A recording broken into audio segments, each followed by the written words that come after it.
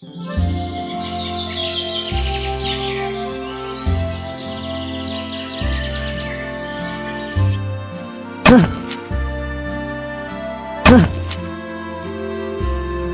कहानी है एक गरीब किसान की, जिसका नाम था श्यामलाल और उसकी पत्नी रीमा। वो दोनों एक छोटे से गांव में रहते थे। मेहनत से अपनी जिंदगी गुजारते थे। ए भाग्यवान, सुनती हो? मैं आज जंगल की तरफ जा रहा हूँ। थोड़ी सूखी लकड़ियाँ इकट्ठा करनी है। अरे क्या है कि अब तो बारिश के दिन शुरू हो गए हैं। कल की तरह चूल्हा फिर से बुझा ना तो खाना नहीं बन पाएगा। थोड़ी देर लग सकती है, शायद सूरज ढलने तक लौटूं। ठीक है ना? ठीक है जी, लेकिन जल्दी लौट आना। बादलों की गरज सुन रही हूँ। लगता है आज जोर की बरसात आएगी। और हाँ, सूखी लकड़ियाँ ज्यादा ले आना। चूल्हा जलाना मुश्किल हो रहा है। ठीक है भाग्यवान, मैं जितनी जल्दी हो सकेगा लौट आऊंगा। बस अपना ध्यान रखना।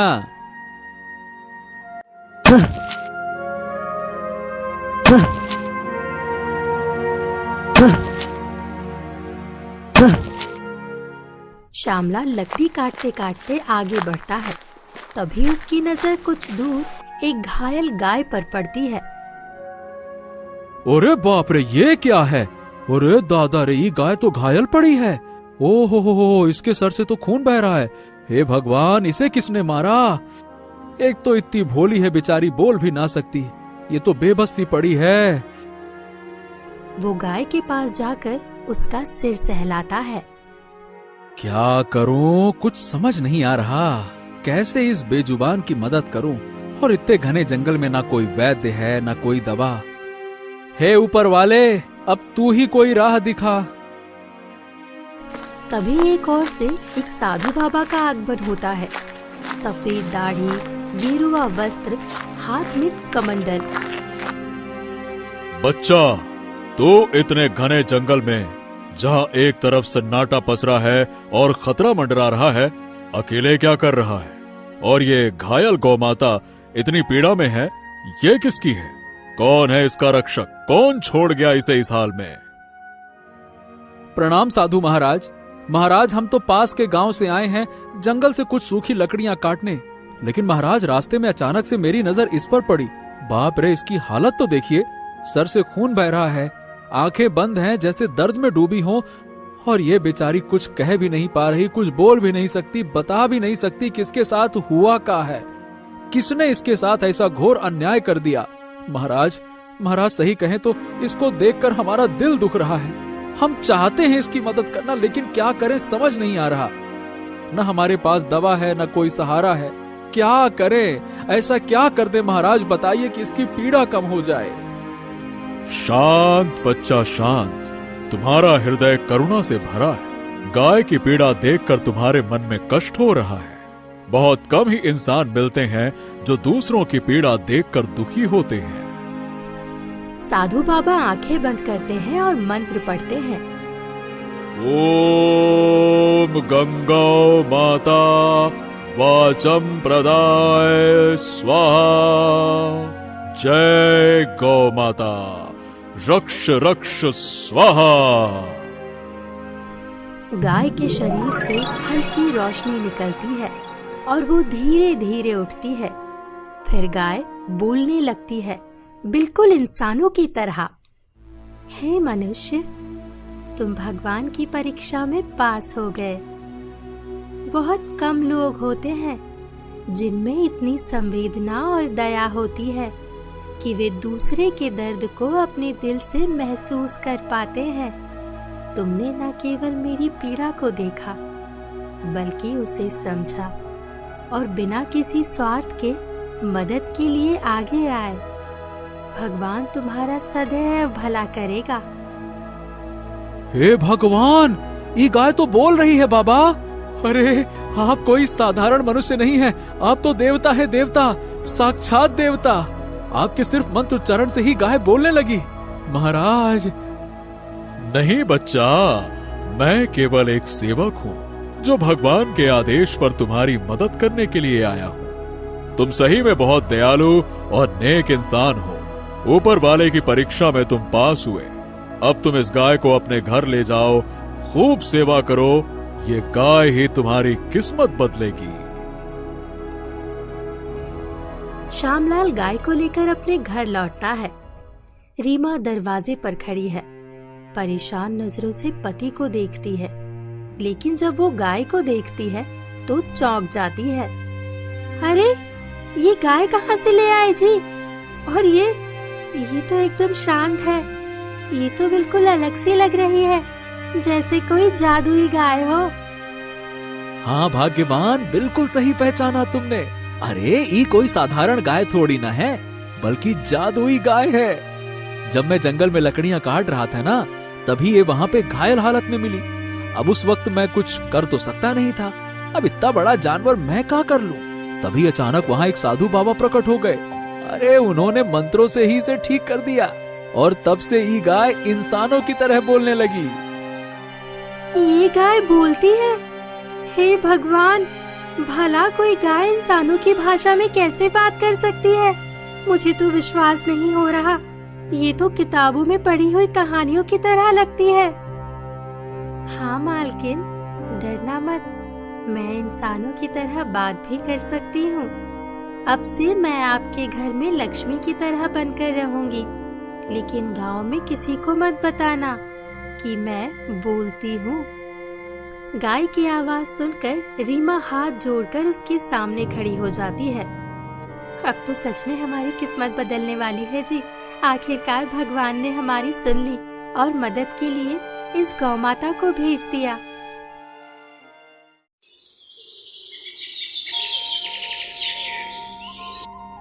अगले दिन धूप खिली हुई है। खेतों में श्यामलाल जादुई गाय के गोबर को खेत में डाल रहा है। आसपास के लोग देख रहे हैं, लेकिन कुछ समझ नहीं पा रहे। 2 महीने बाद श्यामलाल के खेतों में गेहूं, धान और सब्जियां लहलहा रही है। इतनी भरपूर फसल गांव में किसी और की नहीं हुई। अरे भाई, तुमने देखा? श्यामलाल के खेत में इस बार तो जैसे सोने की फसल उगी है। अरे भैया, हर पौधा हरा भरा और अनाज तो देखो जैसे मोती जैसे चमक रहा हो। गजब है भाई। हाँ भैया, मैं तो खुद गया था देखने, और सच कहूँ तो इतने अच्छे खेत तो गांव के प्रधान के भी ना है। कौन सा बीज डाला है, कौन सी खाद डाली है, भगवान ही जाने। लेकिन जो भी है, चमत्कार है ये, और क्या। अरे तुम लोग नहीं जानते क्या? सुना है वो जंगल से कोई खास गाय लेकर आया है। उसी दिन से उसकी किस्मत पलट गई है। कहते हैं कि वो चमत्कारी गाय है।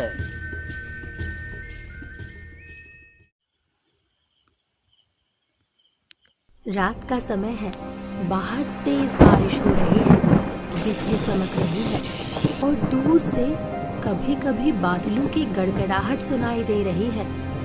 झोपड़ी के भीतर रीमा खाट पर पड़ी कांप रही है। माथे पर ठंडे पानी की पट्टी रखी गई है, लेकिन बुखार उतरने का नाम नहीं ले रहा। श्यामलाल उसके पास बैठा है, बेहद चिंता में डूबा हुआ। हे भगवान, अब मैं क्या करूं? वैद्य जी भी गांव से बाहर गए हैं, बाजार से दवा भी ला चुका हूं, पुरानी जड़ी बूटी भी दे दी, लेकिन कुछ असर ना हो रहा। मेरी पत्नी की हालत तो और बिगड़ती जा रही है, क्या करें?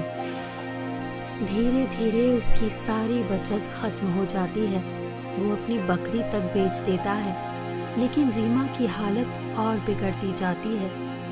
एक दिन ऐसा भी आता है कि श्यामलाल के पास रीमा के इलाज के लिए 1 रुपया भी नहीं बचता है। श्याम, अब मेरे लिए इतना भाग दौड़ मत करो। जो होना है होकर रहेगा। अगर मेरी किस्मत में यही लिखा है तो यही सही। अब तो मुझे ऐसा लगता है हम दोनों का साथ अब छूटने वाला है। ए रीमा, ऐसी फालतू की बातें मत कर, तू चुप कर। अगर तू नहीं रहेगी तो हम जिंदा रह के क्या करेंगे? अरे तू ही तो मेरे घर की रौनक है। मैं तुझे कुछ ना होने दूंगा, कुछ भी ना होने दूंगा, चिंता मत कर। हाँ। इतना कहने के बाद श्यामलाल घर से बाहर निकलने लगता है। तभी रीमा बोलती है, कहाँ जा रहे हो आप? बाहर मत जाइए, बारिश में भीग जाओगे तो आप भी बीमार पड़ जाओगे। तब मेरी देखरेख कौन करेगा? कौन मेरे माथे पर ठंडी पट्टी रखेगा? कौन मेरी थरथराती उंगलियां थामेगा? अरे बस कर रीमा, तू कुछ मत बोल, मुझे कुछ नहीं होगा। जा रहा हूं अपने भाइयों से मदद मांगने, शायद उनसे कुछ उधार मिल जाए। दोपहर का वक्त है, गर्मी तेज है। श्यामलाल अपने बड़े भाई रमेश के घर पहुंचता है। अरे भाई श्यामलाल, तू इस वक्त यहाँ? क्यों भैया, यहाँ कैसे आना हुआ? सब ठीक ठाक तो है ना घर पे? और तुम्हारी पत्नी कैसी है? और खेती बाड़ी सब संभाल रहा है ना तू? हाँ बड़े भैया, कुछ भी ठीक ना है। खेत सूने पड़े हैं, घर का चूल्हा कई दिन से नहीं जला। और रीमा की तबीयत बहुत खराब है। दवा कराते कराते 1-1 रुपया खर्च हो गया, लेकिन तबीयत में थोड़ा सा भी सुधार नहीं हुआ। बस थोड़ा सा सहारा चाहिए भैया, कुछ रुपया उधार दे दो। इस बुरे वक्त में अगर भाई काम नहीं आएगा तो किससे उम्मीद करूं? अरे तू तो भाई बहुत बड़ा आदमी बन गया है ना? सुना है कि गांव में सबसे अच्छी फसल तेरी होती है, और वो गाय जिसका दूध बेचकर तूने खूब पैसा कमाया। भाई अब तुम्हें क्या जरूरत है हम जैसे गरीबों से कर्ज मांगने की? ए भैया, जितना भी पैसा था ना, सब अपनी पत्नी के इलाज में लगा दिया। यहाँ तक कि मेरी फसल से जो कमाई हुई थी वो भी पत्नी के इलाज में लग गए। मैं आपका पैसा ज्यादा दिन तक नहीं रखूंगा, बस इस बार की फसल कटने के बाद आपका पैसा लौटा दूंगा। आहा, तो क्या मेरे घर में पैसों का पेड़ लगा है जो तुम हर वक्त मुंह उठाकर आओगे? मैं पत्तों की तरह नोट तोड़कर तुमको दे दूंगा। अरे भाई, अगर बीबी बीमार है तो उसका इलाज तो कराना तेरा काम है ना, हमारा काम थोड़ी है। हम कोई वैद्य नहीं है और ना ही कोई दानवीर जो हर किसी की मुसीबत में पैसे लुटाते फिरे। मेरे पास खुद इतनी तंगी है कि घर का राशन जुटाना मुश्किल हो गया है, और तू सीधा हाथ फैलाकर हमारे सामने खड़ा हो गया। गजब करता है। भैया ऐसे मत कहिए, मैं हाथ जोड़ता हूँ। आखिर हम सगे भाई हैं, एक ही माँ के पेट से जन्मे हैं। अगर भाई के काम नहीं आएगा तो फिर कौन आएगा? आखिर खून का रिश्ता किस काम का? खून का रिश्ता? अरे कैसा रिश्ता? इतने दिन से कहाँ थे तुम? जब तुम खुद फंसते हो तो रिश्ते याद आते हैं, और जब हम खुद जैसे तैसे करके 2 वक्त की रोटी का इंतजाम करते हैं, तू अकेला नहीं है जो तकलीफ में है, समझा? चल जा यहाँ से। इतना कहकर रमेश घर के अंदर चला जाता है और दरवाजा बंद कर लेता है। श्यामलाल भारी मन से अपने छोटे भाई सुरेश के घर पहुंचता है। घर बड़ा और चमचमाता हुआ है। छोटे भाई, जरा सी मदद चाहिए थी। तुम्हारी भाभी की तबीयत बहुत खराब है, बहुत इलाज करवाया लेकिन कोई सुधार नहीं हो रहा। घर के सारे पैसे खर्च हो गए। अगर तुम 2-4 हजार रुपया उधार दे दो तो बहुत बड़ी मदद हो जाएगी। मेरी खुद की हालत खराब है, घर का खर्च कैसे चला रहा हूँ मैं जानता हूँ। और वैसे भी अगर मेरे पास पैसे होते ना तो मैं मदद करने से इनकार नहीं करता। मेरी भी मजबूरी समझिए भैया। समझता हूँ रे सुरेश, मैं तुम्हारे पास मदद मांगने कभी नहीं आता, लेकिन इस बार सच में हालत बहुत ही खराब है। तुम्हारी भाभी महीनों से बीमार चल रही है, सब जगह दिखाया, लेकिन हालत अभी भी जस की ताज बनी हुई है। अगर तुम कुछ मदद कर देते तो उसे शहर में ले जाकर डॉक्टर को दिखा देते। ए भैया, आपको क्या लगता है कि मैं बहुत आराम से हूँ? मेरे जेब में नोटों की गड्डियां भरी हुई हैं। अरे मेरे खुद के हालात इतने खराब है कि आपको बता नहीं सकता। बाहर से जो चमक दिख रही है ना, वो अंदर की सच्चाई नहीं बताती। आप तो सोचते हो कि आपके छोटे भाई के पास में बहुत पैसा है, लेकिन मैं भी कर्ज में डूबा हुआ हूँ। भाई बच्चों की पढ़ाई लिखाई करानी है, घर का राशन पानी सब कुछ उधार से आता है, और ऊपर से आप आ गए मदद मांगने। वाह भाई। सुरेश, मैं तेरा भाई हूँ तभी तो आया हूँ ना, नहीं तो दुनिया के सामने अब झुकने की हिम्मत नहीं बची है। रीमा दिन रात तप रही है, आंखें सूख गई हैं उसकी। अब अगर इलाज नहीं हुआ तो शायद मैं उसे खो दूंगा। ए भैया, ये अपना दुखड़ा न रोइए, हम आपसे हाथ जोड़कर एक ही बात कहेंगे, माफ कीजिए। मैं जानता हूँ कि आप बड़ी मुसीबत में हैं, आपकी आंखों में जो दर्द है वो मैं महसूस कर सकता हूँ, लेकिन कसम से कह रहा हूँ कि मैं चाहकर भी आपकी मदद नहीं कर सकता। श्यामलाल चुप हो जाता है। उसकी आंखें कुछ कहने की कोशिश करती है, लेकिन मुंह से आवाज नहीं निकलती। वो एक नजर सुरेश के चेहरे को देखता है और फिर बिना कुछ बोले पीछे मुड़ता है और अपने घर की तरफ चल देता है। घर के अंदर घुसते ही उसकी पत्नी, जो बिस्तर पर पड़ी थी, धुंधली आंखों से उसे देखती है और धीरे से पूछती है, श्याम, कुछ मदद मिली क्या? क्या तुम्हारे भाई ने हमारी हालत देखकर कुछ मदद करने के लिए कहा?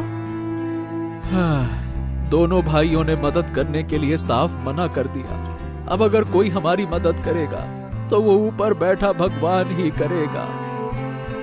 इतने में कोने में बैठी श्यामलाल की प्यारी गाय धीरे से उठती है। मालिक, मुझे एक दिन का समय दीजिए, बस एक दिन। मैं जंगल के उस सन्नाटे में जाऊंगी जहाँ साधु बाबा ध्यान लगाते हैं। हो सकता है उनके पास कोई दिव्य औषधि हो, कोई ऐसा उपाय जो हमारी मालकिन को फिर से हंसता खिलखिलाता जीवन दे सके। मुझे जाने दीजिए मालिक, शायद यही आखिरी उम्मीद है। गाय जंगल की ओर निकल पड़ती है। रास्ता कठिन और कांटों भरा है। कहीं पत्थर, कहीं झाड़ियाँ, कहीं जंगली जानवरों की आवाजें, लेकिन गाय बिना रुके चलती जाती है। कई घंटे बीत जाते हैं, तब जाकर वो जंगल के उस हिस्से में पहुंचती है जहां एक गुफा के अंदर साधु बाबा ध्यान में मग्न थे। आ गई माता, मुझे पता था कि आप जरूर आएंगी। आपके मन की व्यथा मैं पहले ही जान चुका हूँ। बाबा, मेरी मालकिन बिस्तर से उठ नहीं पा रही। घर में चूल्हा भी नहीं जला कई दिनों से। ना दवा है, ना कोई सहारा, बस आप ही की एक आस है।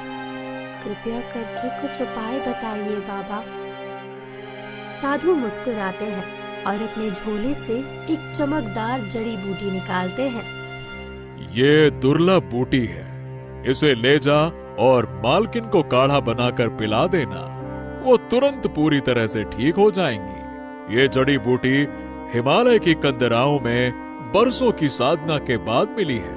देखना किसी गलत हाथों में ना लगे। गाय जड़ी बूटी लेकर वापस लौटती है और घर पहुंचकर वो जड़ी बूटी श्यामलाल को देती है।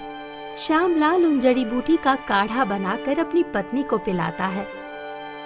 हाँ भाग्यवान, ये लो, थोड़ा थोड़ा करके पी लो। थोड़ा कड़वी लगेगी, लेकिन तुम बिल्कुल पहले की तरह स्वस्थ हो जाओगी।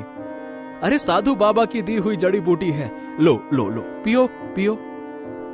पत्नी ने थरथराते हाथों से कप थामा और जैसे तैसे थोड़ा सा काढ़ा पिया।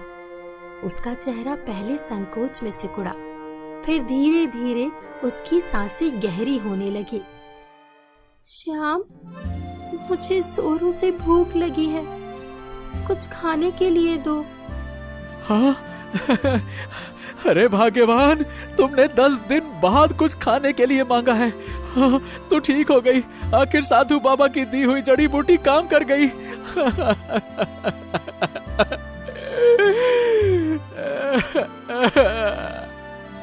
वो अपनी पत्नी का हाथ पकड़कर जोर जोर से रोने लगा। गाय चुपचाप कोने में खड़ी थी, लेकिन उसकी आंखें नम थी, जैसे किसी माँ को अपने बच्चे की जान बचाकर संतोष मिला हो। पत्नी की तबीयत ठीक होने के बाद श्यामलाल ने खेतों में फिर से काम करना शुरू कर दिया। मेहनत, ईमानदारी और गाय के साथ का असर ये हुआ कि कुछ ही महीनों में उसके खेतों में हरियाली लौट आई। श्यामलाल ने गांव के लोगों को भी खेती के नए तरीके सिखाने शुरू कर दिए, जैसे समय पर बुआई करना, जैविक खाद का प्रयोग करना, फसल बदलना और पानी का सही उपयोग करना। लोगों ने उसकी बात मानी और अगली फसल में सभी किसानों की जमीनों पर भरपूर पैदावार हुई। इस बदलाव से गांव के लोगों को जमींदार से कर्ज लेने की जरूरत नहीं पड़ रही थी। ये सब देखकर गांव का जमींदार जलने लगा।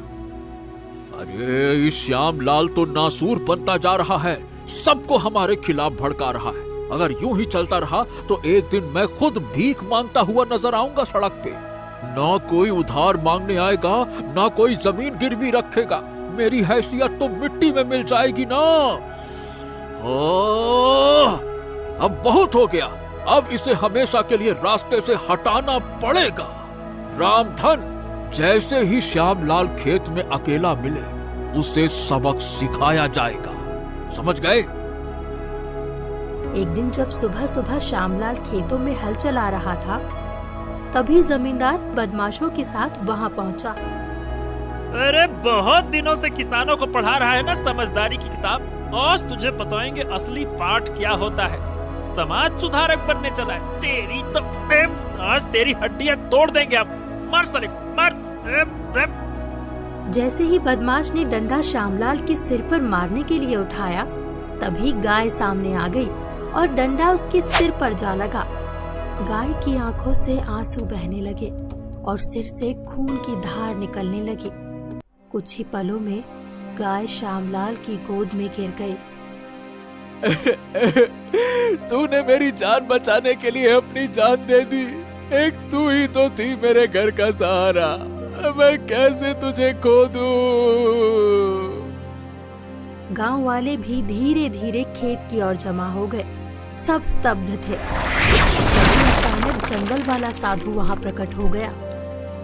दुराचारी, तूने एक निर्दोष गौ माता की हत्या की है।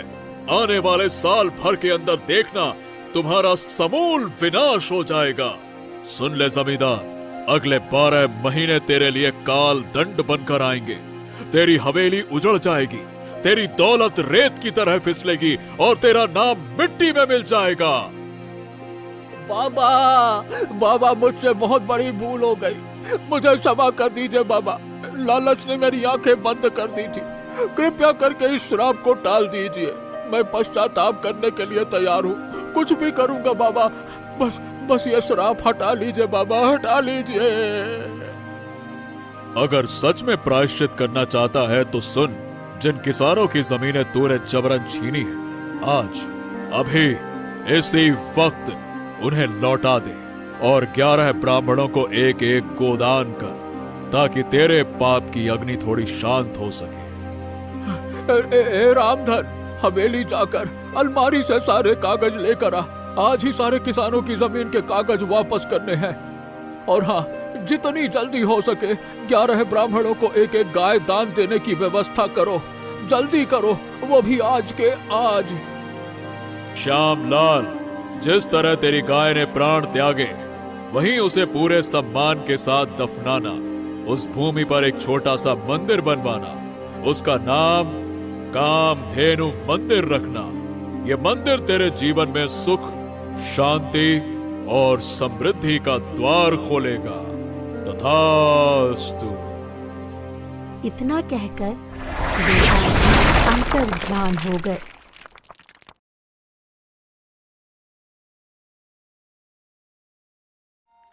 भोर का समय था और अंजलि एक नदी के पास किसी का इंतजार कर रही होती है। पता नहीं क्यों, पर मुझे कुछ ठीक नहीं लग रहा है। मेरा मन बेचैन हो रहा है। अंजलि थोड़ी परेशान रहती है और टहल रही होती है कि तभी थोड़ी ही देर बाद आदित्य, उसका प्रेमी, वहां आ जाता है। माफ करना, मुझे आने में थोड़ी देरी हो गई। अब चलो जल्दी से निकलते हैं इस गांव से। रुको आदित्य, पता नहीं क्यों, पर मुझे भागना सही नहीं लग रहा है। ये तुम क्या कह रही हो अंजलि? अगर हम इस गांव से नहीं भागे तो मेरे पिता हम दोनों की शादी कभी नहीं होने देंगे। और ये देखो, मैंने अपने घर से सोने की मुद्राएं भी ले ली हैं। इससे हम एक घर खरीद लेंगे और आराम से अपनी जिंदगी गुजारेंगे। हाँ पर इतना सोचने का वक्त नहीं है हमारे पास। तुम मुझसे प्यार करती हो ना, शादी करना चाहती हो ना, तो सोचो मत और भाग चलो मेरे साथ, चलो। आदित्य के ऐसा कहते ही अंजलि उसके साथ भाग जाती है।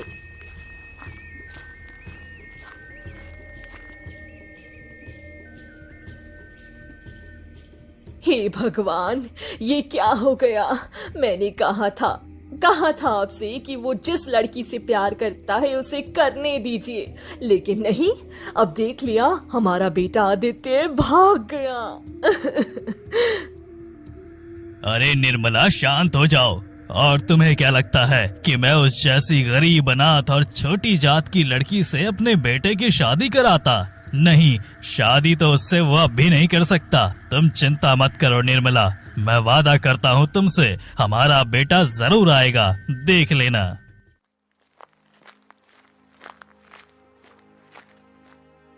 क्या हम सच में इस गांव में रहेंगे? हाँ, जब मैं 14 साल का था तब मैं अपने पिताजी के साथ इस गांव में आया था। ये गांव और यहाँ के लोग बहुत अच्छे हैं। तुम्हें पसंद आया? हाँ, गांव तो बहुत अच्छा है, पर अब हम रहेंगे कहाँ? एक बड़े से घर में रहेंगे। चलो हम इस गांव के दलाल से मिलाते हैं, वो हमें एक से एक घर दिखाएगा। जिसके बाद दोनों दलाल के पास जाने लगते हैं कि तभी एक आदमी अचानक से आकर टकरा जाता है। कैसे चल रहे हो, दिखाई नहीं देता क्या? ओह, माफ करना। क्या माफ करना? अभी मैं तुम्हारी वजह से गिर गया। छोड़ो ना आदित्य, कभी कभी हो जाता है ये सब, जाने दो। अंजलि आदित्य को समझाती है और वो दोनों वहाँ से चले जाती हैं और एक मशहूर दलाल के पास पहुँचती हैं। अच्छा हुआ आप सीधे मेरे पास आए, क्योंकि मेरे जैसा बड़ा और अच्छा घर कोई और दलाल दिखा ही नहीं सकता, इसलिए तो मैं इतना मशहूर हूँ। हाँ पता है, इसलिए तो हम तुम्हारे पास आए हैं। अब जल्दी से कोई अच्छा सा घर दिखाओ। हाँ हाँ जरूर, आइए मेरे साथ।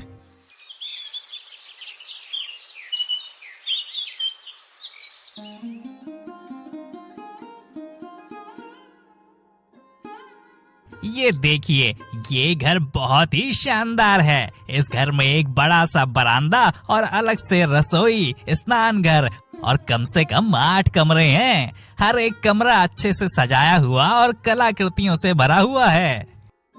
मेरे घर के सामने तो ये फीका है, पर फिर भी मुझे ये पसंद आया। इस घर की कीमत बताओ। कीमत? इस घर के तो वैसे 50 सोने के सिक्के होते हैं, लेकिन आपके लिए सिर्फ 45 सोने के सिक्के। ठीक है, घर के हिसाब से मुझे कीमत भी सही लग रही है। रुको, अभी देता हूँ। जिसके बाद आदित्य सोने की मुद्राएं निकालने के लिए अपनी जेब में हाथ डालता है, लेकिन उसे उसकी सोने की थैली नहीं मिल रही होती है। क्या हो गया आदित्य? पता नहीं अंजलि, पर मैं जो सोने से भरी मुद्राओं की थैली लाया था वो कहीं मिल नहीं रही। क्या कहीं वो रास्ते में ही तो नहीं गिर गई ना? नहीं, रास्ते में वो नहीं गिर सकती। मैंने उसे अच्छे से संभाल के रखा था। लगता है उस आदमी ने मेरी सारी मुद्राएं चुरा ली। तुम्हें याद है ना वो आदमी जो अभी रास्ते में मुझसे टकराया था? जरूर उसी ने मेरी मुद्राएं चुराई हैं। ये तुम दोनों क्या बकवास कर रहे हो? इसका मतलब तुम लोगों के पास धन है ही नहीं खरीदने के लिए। अरे पहले धन देख लेना चाहिए ना, फिर खरीदने आना चाहिए। फालतू में ही मेरा समय बर्बाद कर दिया। ऐसा कहकर वो दलाल वहाँ से चला जाता है। हे भगवान, ये क्या हो गया? गांव आते ही सारी मुद्राएं चोरी हो गई। कोई बात नहीं, अपने आप को संभालिए, सब ठीक हो जाएगा। क्या ठीक हो जाएगा अंजलि? अब हम बिना धन के अब कहाँ रहेंगे और क्या खाएंगे? नहीं, अब जल्दी से मुझे कुछ करना होगा। इस गांव के जमींदार मेरे पिता के अच्छे मित्र हैं, उनसे मदद मांगनी पड़ेगी। जिसकी बात आदित्य और अंजलि दोनों ही गांव के जमींदार के पास जाने लगते हैं और वहां पहुंचकर उन्हें सारी बात विस्तार से बताता है। तुम्हारे साथ जो हुआ उसे सुनकर बुरा लगा, लेकिन मुझे माफ कर देना आदित्य। तुम्हारे पिता मेरे काफी अच्छे मित्र हैं और मैं उनकी हमेशा मदद करूंगा। लेकिन तुमने अपने पिता की बात नहीं मानी और इस अनाथ के साथ भाग आए। अगर मैंने तुम्हारी मदद की तो तुम्हारे पिता विजय सिंह बहुत गुस्सा हो जाएंगे। इसलिए भलाई इसी में है कि तुम अपने घर वापस चले जाओ। वो तुम्हें तुम्हारी नादानी के लिए माफ कर देंगे। नहीं, मैं घर वापस नहीं जा सकता। मैं तो बस यहाँ आपसे मदद की उम्मीद लेकर आया था, लेकिन लगता है आप मेरी मदद नहीं करने वाले हैं। मुझे माफ कर देना। कोई बात नहीं, चलो अंजलि, चलते हैं यहाँ से।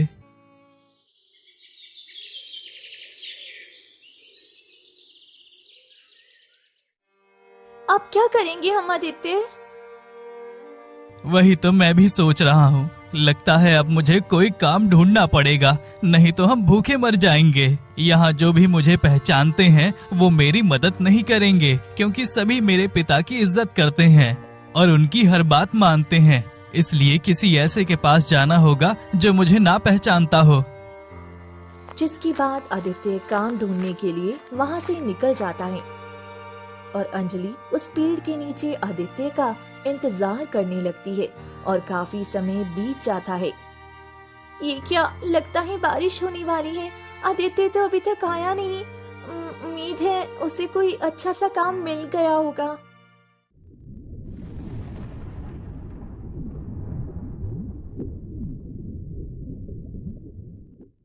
तभी आदित्य चलकर अंजलि के पास आता है। क्या बात है आदित्य, इतने परेशान क्यों लग रहे हो? काम नहीं मिला क्या? नहीं मिला, पता नहीं कैसे, पर सबको शायद मेरे बारे में पता चल गया है। हो ना हो पिताजी ने ही ये सब किया होगा ताकि मैं घर वापस आ जाऊं। तो अब हम क्या करें आदित्य? तुम चिंता मत करो अंजलि, बस आज भर कैसे भी करके ये दिन गुजार लो। कल से मैं एक मजदूर का काम करूंगा और एक छोटा सा घर किराए पर ले लेंगे हम। क्या कहा, मजदूरी करोगे? पर तुम्हें तो इन सब की आदत ही नहीं है। हाँ नहीं है, पर मैं तुम्हारे लिए इतना तो कर ही सकता हूँ। ये सब मेरी ही वजह से हो रहा है। काश कि मैं तुम्हारी जिंदगी में कभी आई ही नहीं होती, तो आज तुम एक अच्छी जिंदगी जी रही होती, अपने परिवार के साथ एक खुशहाल जिंदगी। नहीं अंजलि, इसमें तुम्हारी कोई गलती नहीं है। मैं ही गलत गांव में आ गया। यहाँ मेरे पिता के बहुत से जान पहचान वाले हैं, जिस वजह से हमें ये सब झेलना पड़ रहा है। पर तुम चिंता मत करना, 1 महीने में ही हम बहुत दूर किसी बड़े और अच्छे गांव में चले जाएंगे, जहाँ मेरे पिता की परछाई भी ना पहुँच सके।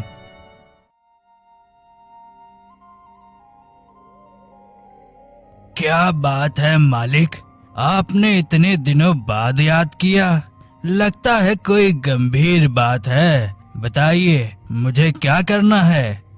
रंगा, तुम मेरे बहुत ही भरोसेमंद साथी हो, इसलिए मैं तुम्हें ये काम सौंप रहा हूँ। जाओ, जाकर मेरे बेटे आदित्य को लेकर आओ, लेकिन याद रहे कुछ ऐसा करो कि आदित्य उस लड़की को छोड़कर खुद चलकर मेरे पास आए।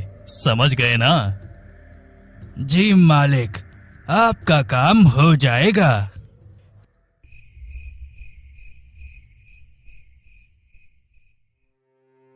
ये देखो, तुमने जितनी कीमत बताई उस हिसाब से बस यही घर मिल सकता है किराए पर याद रखना समय समय पर किराया देना होगा, नहीं तो मैं कोई रहम नहीं दिखाऊंगा, सीधे बाहर कर दूंगा।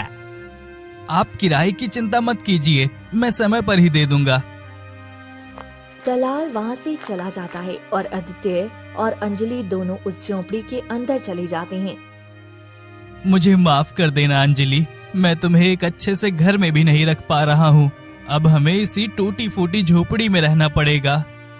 दिल छोटा मत करो आदित्य, माफी तो मुझे मांगनी चाहिए। मुझे ऐसी जगह में रहने की आदत है, लेकिन तुम्हें नहीं है। मेरी वजह से तुम्हें ऐसी जगह में रहना पड़ रहा है। अच्छा, अब मैं काम पर चलता हूँ, आते वक्त सब्जियाँ लेते आऊंगा। तुम अपना ध्यान रखना, ठीक है ना? ऐसा कहकर आदित्य काम के लिए निकल पड़ता है और अंजलि भी घर की साफ सफाई करने लगती है। दिन ढलने के बाद शाम हो जाती है और अंजलि घर के बाहर आदित्य का इंतजार कर रही होती है। लगता है आदित्य को चंद पैसों के लिए कुछ ज्यादा ही मेहनत करनी पड़ रही है। अब रात होने वाली है और आदित्य अभी तक नहीं आया। कोई है? अरे कोई है क्या? इस अंधे की मदद करो, मुझे रास्ता नहीं मिल रहा है। लगता है ये अपने घर जाना चाहते हैं, लेकिन बेचारे अंधे हैं, मुझे इनकी मदद करनी चाहिए।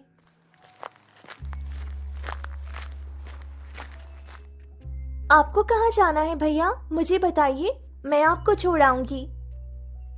क्या तुम सच कह रही हो बहन? तुम्हारा बहुत बहुत शुक्रिया इस अंधे की मदद करने के लिए।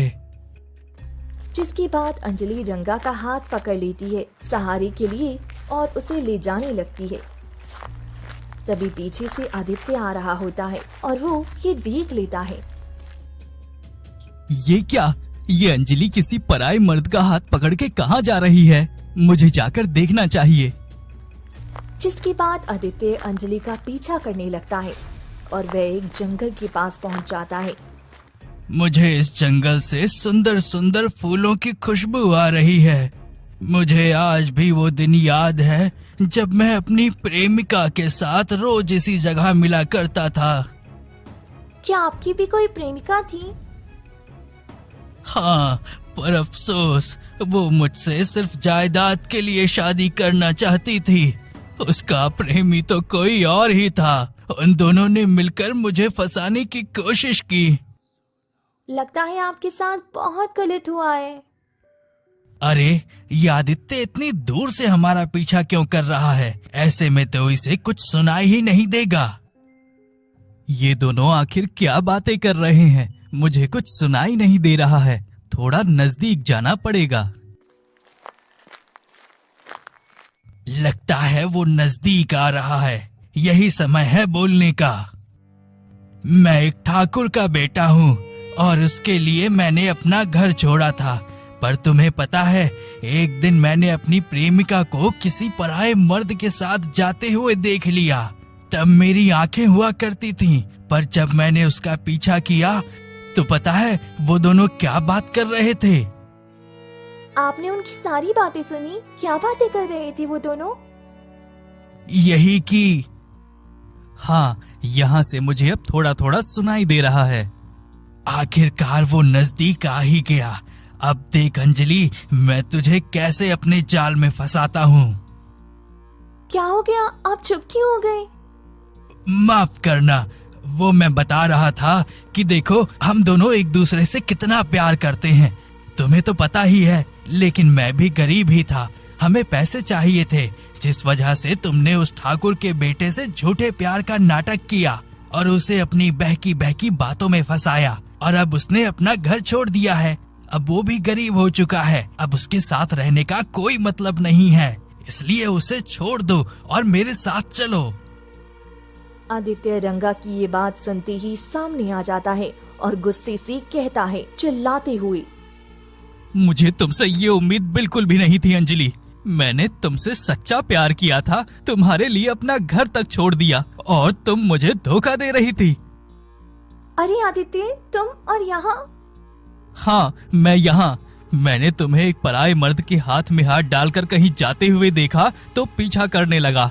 अच्छा हुआ मैंने तुम्हारा पीछा किया, नहीं तो मुझे तुम्हारी असलियत का कभी पता ही नहीं चलता। नहीं आदित्य, तुम जैसा समझ रहे हो वैसा कुछ भी नहीं है। ये तो अंधे हैं और अपनी प्रेमिका के बारे में बता रहे थे कि कैसे। ये तुम क्या कह रही हो अंजलि? मुझे अंधा क्यों बना रही हो? मैंने कहा ना, अब इसके साथ रहने का कोई मतलब नहीं है। तो अब ये नाटक बंद करो और चलो मेरे साथ। ये तुम क्या बकवास कर रहे हो? बकवास ये नहीं, बकवास तुम कर रही हो। मुझे क्या पागल समझा है? साफ साफ दिख रहा है कि ये अंधा नहीं है। अब झूठ बोलने का कोई फायदा नहीं है। मैं ही पागल था जो तुमसे प्यार कर बैठा। जाओ, अब मैंने तुम्हें आजाद किया, निकल जाओ मेरी जिंदगी से। नहीं, रुको आदित्य, ये जरूर तुम्हारे पिता की बिछाई कोई साजिश है। मैं तुमसे सच्चा प्रेम करती हूँ, मुझे ऐसे छोड़कर मत जाओ। मेरे पिता बिल्कुल सच कहा करते थे कि शादी हमेशा अपनी हैसियत वालों से करनी चाहिए, क्योंकि गरीब लोग पैसों के लिए ही शादी करते हैं, ना कि प्यार के लिए। पर अफसोस, मैंने उनकी बात नहीं मानी। जिसके बाद आदित्य वहाँ से गुस्से से चला जाता है और मुड़कर कभी नहीं देखता। मालिक, मालिक, वो छोटे मालिक घर वापस आ रहे हैं। मैंने अभी उनको इसी ओर आते हुए देखा। क्या मेरा बेटा वापस आ रहा है? मैंने कहा था ना निर्मला, आदित्य घर जरूर आएगा। पिताजी, मुझे माफ कर दीजिए, मैं बहुत शर्मिंदा हूँ। मैंने आपकी बात नहीं मानी। आप सही कहते थे, इन छोटी जात के गरीब लोगों से हमें कोई रिश्ता नहीं रखना चाहिए। ये सिर्फ पैसों के लिए ही रिश्ते जोड़ते हैं। चलो देर से ही सही, कम से कम मेरे बेटे को अकल तो आई। आखिर तू आ ही गया मेरे लाल। तुझे पता है तेरे जाने के बाद मेरे दिल पे क्या गुजरी थी? अब कभी छोड़ के तो नहीं जाएगा ना अपनी माँ को? अरे कहीं नहीं जाएगा तुम्हारा लाल, अब इसी घर में रहेगा। और आदित्य बेटा, तो चिंता मत करना, मैं कल ही अपने मित्र से बात करता हूँ। उसकी बेटी और काव्या, तुम बचपन के दोस्त हो ना, वो तुमसे प्यार करेगी, ना कि तुम्हारे पैसों से। जी पिताजी, जैसा आप कहें।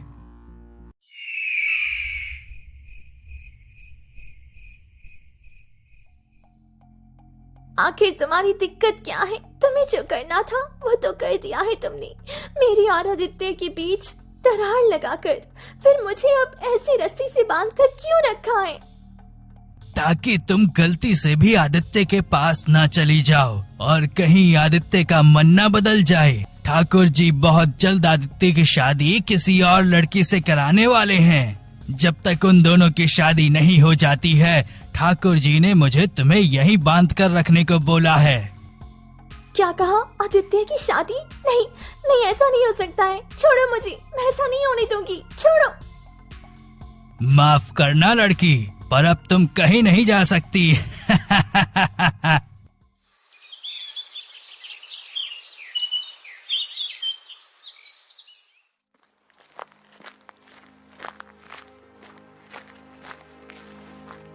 आखिरकार तुम मुझसे शादी करने के लिए मान गए आदित्य। जब मैंने ये सुना कि तुम अंजलि के साथ भाग गए तो मुझे लगा कि अब शायद मैं तुमसे कभी नहीं मिल पाऊंगी।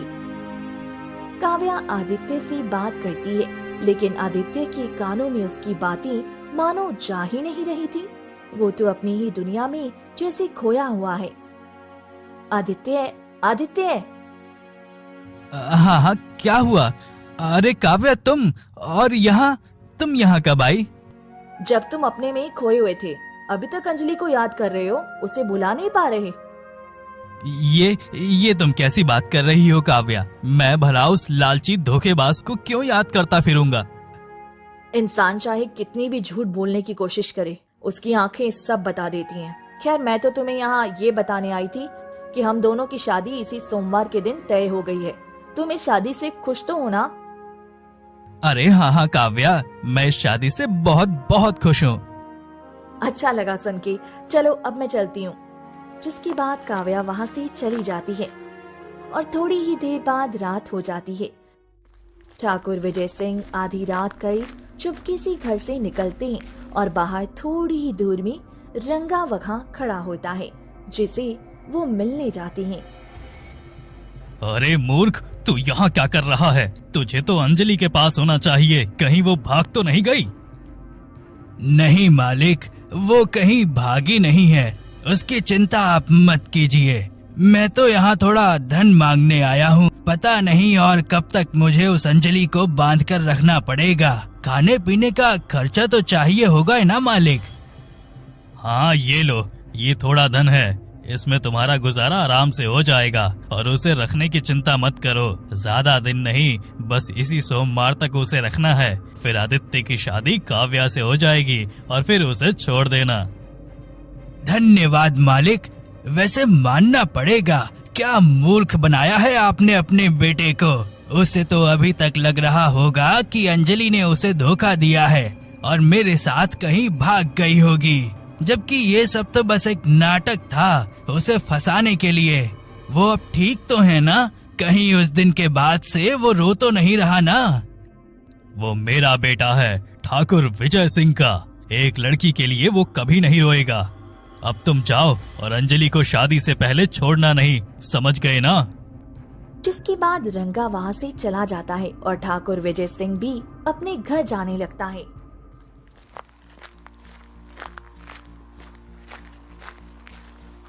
ये क्या, तुम सब अभी तक जागे हुए हो, सोए नहीं?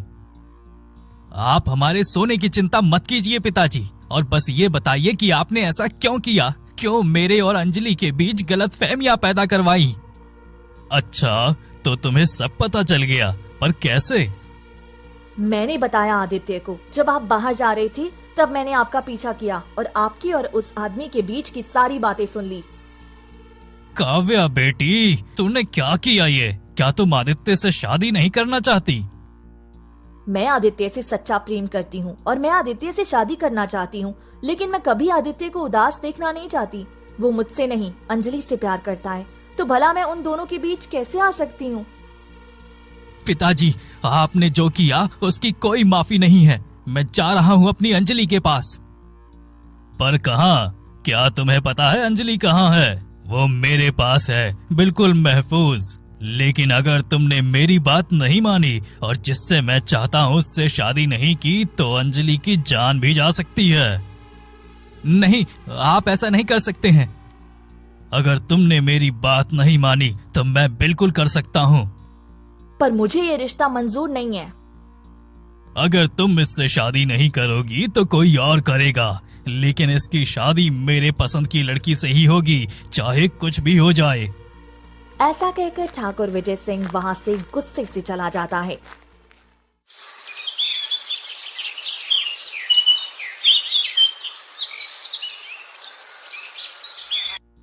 ये देखो लड़की, मैं तुम्हारे लिए खाना लाया हूँ, इसे खा लो। खा लो? पर कैसे? मेरे हाथ तो बंधे हुए हैं।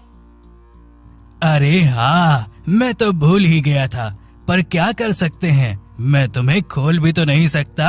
कहीं तुम भाग गई तो? क्या आपको सच में ऐसा लगता है कि मैं आपके होते हुए यहाँ से भाग सकती हूँ? क्या आपको अपनी मर्दानगी में भरोसा नहीं है कि आप किसी लड़की को भागने से रोक सके? क्या कहा तूने? लड़की अपनी औकात में रहे।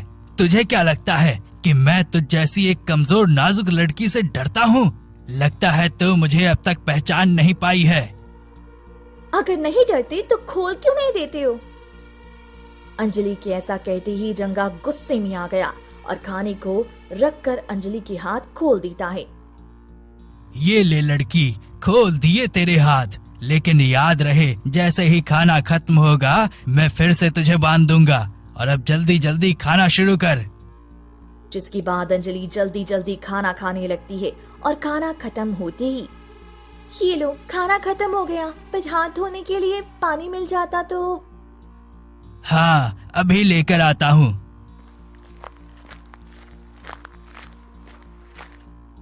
यही मौका है, मुझे अब जल्दी से यहाँ से भागना होगा, नहीं तो आदित्य की शादी किसी और लड़की के साथ हो जाएगी। ऐसा कहते ही अंजलि सामने जमीन पर पड़ी एक डंडे को उठाती है और एक तरफ खड़ी हो जाती है, और जैसे ही रंगा पानी लेकर अंदर आता है, अंजलि उसके सर में जोर से वो डंडा मार देती है, जिससे रंगा बेहोश हो जाता है और गिर पड़ता है। मुझे अब जल्द से जल्द यहाँ से निकलना होगा। ऐसा कहकर अंजलि वहाँ से तेजी से भागने लगती है। ये क्या? उस लड़की को तो मैं छोड़ूंगा नहीं। उसकी हिम्मत भी कैसे हुई मेरे सिर पर मारने की? वो तो अच्छा हुआ उसका हमला कमजोर था, अब जल्दी से पकड़ना होगा, इससे पहले कि वो आदित्य के पास चली जाए। जिसके बाद रंगा उठ खड़ा होता है और अंजलि को पकड़ने के लिए दौड़ पड़ता है। अंजलि, अंजलि कहाँ हो? जल्दी से मेरे पास आओ, नहीं तो अगर मैंने पकड़ लिया तो मैं तुम्हें छोड़ूंगा नहीं। अरे ये क्या? ये तो रंगा की आवाज है। ये इंसान है या क्या है? मैंने तो इसे डंडे से बेहोश कर दिया था, तो ये होश में कैसे आ गया? मुझे जल्दी से भागना होगा। ऐसा कहकर अंजलि तेजी से भागने लगती है और अचानक से एक आदमी से टकरा जाती है। आदित्य, तुम? अंजलि, तुम? अच्छा हुआ आदित्य, तुम मुझे यहीं मिल गए।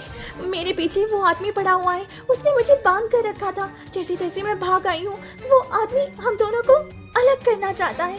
मैं तुमसे प्रेम करती हूँ आदित्य, मेरा विश्वास करो, उस आदमी से मेरा कोई लेना देना नहीं है। ये क्या? मालिक आप और आदित्य भी, आप दोनों यहाँ? अरे मूर्ख, एक लड़की तक नहीं संभाली जाती तुझसे। हम तो इस गांव में मेरे दोस्त जो यहाँ का जमींदार है उसे शादी का न्योता देने जा रहे थे। दिखा देते तुम्हारे पिताजी और ये आदमी एक दूसरे से मिले हुए हैं। शांत हो जाओ अंजलि, शांत हो जाओ। मुझे पता है कि ये सारी साजिशें मेरे पिता ने ही रची हैं। मुझे माफ कर देना अंजलि कि मैंने तुम पर शक किया, तुम्हारी बातों पर भरोसा ही नहीं किया।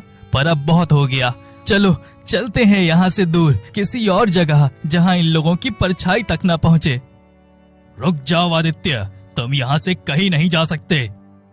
माफ कीजिएगा पिताजी, पर अब मैं कोई छोटा बच्चा नहीं रहा जो आपकी हर बात मानेगा। अब मैं बड़ा हो चुका हूँ और खुद के फैसले लेने अच्छे से जानता हूँ। क्या तू अब एक लड़की के लिए अपने बाप को छोड़कर चला जाएगा? हाँ, बिल्कुल चला जाऊंगा। आप जैसी छोटी सोच वाले आदमी के साथ मुझे वैसे भी नहीं रहना है। अंजलि इतनी समझदार है, खाना बनाना भी जानती है और इसे पैसों का लालच भी नहीं है और मुझसे सच्चा प्यार करती है। लेकिन आपको इसके इतने सारे गुण छोड़कर बस इसकी जात दिखती है। ये अनाथ है और ये गरीब है, बस यही दिखता है आपको। जबकि शादी करके ये मेरे घर आएगी, ना कि मैं इसके घर। तो इसके गरीब होने से क्या दिक्कत है आपको? सही कहा मेरे बेटे, तूने बिल्कुल उचित कहा। मैं ही मूर्ख था जो इस बात को समझ नहीं पाया। मुझे माफ कर दे आदित्य, तेरा पिता तेरे सामने हाथ जोड़ता है। घर चल आदित्य, घर चल, मैं कराऊंगा तुम दोनों की शादी। क्या आप सच कह रहे हैं पिताजी? आप हम दोनों की शादी कराने के लिए तैयार हैं? अगर मेरे बेटे की खुशी इसी में है तो क्यों नहीं। चल अब चलते हैं, तेरी माँ तेरा इंतजार कर रही होगी। ठाकुर विजय सिंह उन दोनों के रिश्ते के लिए तैयार हो जाता है और आदित्य और अंजलि को अपने साथ अपने घर ले जाता है। आखिरकार आप इनकी शादी के लिए मान ही गए। मैं तो आपको पहले ही कह रही थी इन दोनों की शादी करा देते हैं, लेकिन आप हैं कि सुन ही नहीं रहे थे। माफ करना निर्मला, काव्या बेटी, जाओ इसे इसके कमरे में लेकर जाओ, बेचारी थक गई होगी। ठाकुर के ऐसा कहते ही काव्या अंजलि को उसके कमरे में लेके चली जाती है।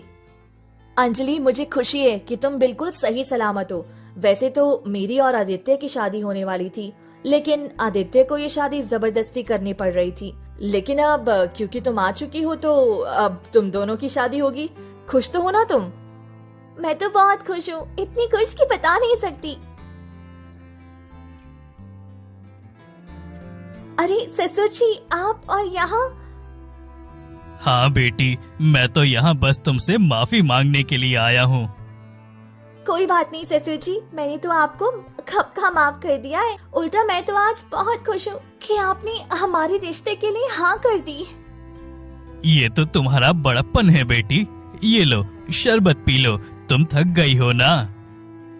ठाकुर बड़े प्यार और स्नेह से अंजलि के लिए शरबत लाता है और अंजलि को दे देता है। अंजलि उस शरबत को जैसे ही पीती है, मेरा गला अचानक से दर्द करने लगा। अंजलि तुम्हें क्या हो गया? ये आपने क्या मिलाया था इस शरबत में? जहर। क्या हुआ काव्या, तुम चिल्लाई? अंजलि को क्या हो गया? अच्छा हुआ आदित्य तुम आ गए। तुम्हारे इस दुष्ट पिता ने अंजलि के शरबत में जहर मिला दिया था, जिसे अंजलि पी गई। क्या कहा? जहर? हाँ जहर। तुम दोनों को क्या लगा कि तुम दोनों की शादी सच में करा दूंगा? नहीं, तुम्हें भले ही मेरी कुल के मान मर्यादा की कोई चिंता नहीं, लेकिन मुझे है। मैं इस लड़की को अपने घर की बहू कभी नहीं बना सकता, इसलिए मैंने इसे मार दिया ताकि तुम इसके पीछे पीछे घर ना छोड़ दो। अब तो तुम्हें मेरे पसंद की लड़की से ही शादी करनी होगी आदित्य। वाह पिताजी वाह, मैं तो मान गया आपको। मुझे ये तो पता था कि आप गिरे हुए छोटी सोच के इंसान हो, लेकिन इतने गिरे हुए हो ये नहीं पता था। आपने ऐसा सोच भी कैसे लिया कि मैं अंजलि के अलावा किसी और से शादी करने के बारे में सोच सकता हूँ? मैं तो उसके बिना जीने का भी नहीं सोच सकता। ऐसा कहते ही आदित्य उस जहर वाले शरबत को उठा लेता है और एक ही घूंट में सारा पी जाता है। नहीं आदित्य। नहीं बेटा, ये तूने क्या कर दिया? क्या किया तूने ये? आपको अब खुशी तो मिली होगी ना पिताजी? अब ना रहूंगा मैं और ना रहेगी ये मान मर्यादा की चिंता। शायद मैं इस कुल में जन्म लेने के योग्य ही नहीं था। काश मैं किसी गरीब परिवार में ही पैदा हुआ होता तो आज मैं और अंजलि साथ साथ एक अच्छी और शांत जिंदगी जी पाते। लेकिन लगता है भगवान की मर्जी कुछ और ही थी। अलविदा पिताजी। नहीं आदित्य बेटा, ये क्या हो गया मुझसे?